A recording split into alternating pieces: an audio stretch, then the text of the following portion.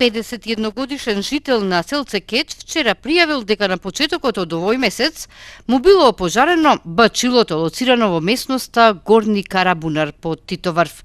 Опожарени биле дрвените конструкции од покривите на 3 објекти: агрегат, акумулатор, прибор за правење сирење и разновидни алатки.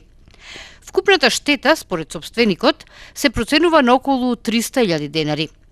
По извршениот увид се работи на расветлување на причините околу опожарувањето на бачилото.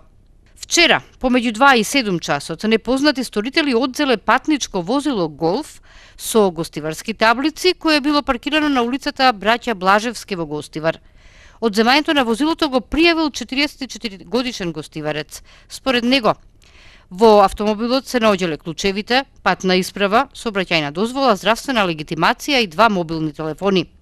Со судска наредба вчера попладне лишене од слобода 63 годишен гостиварец осуден на 3 годишна затворска казна за примање подкуп.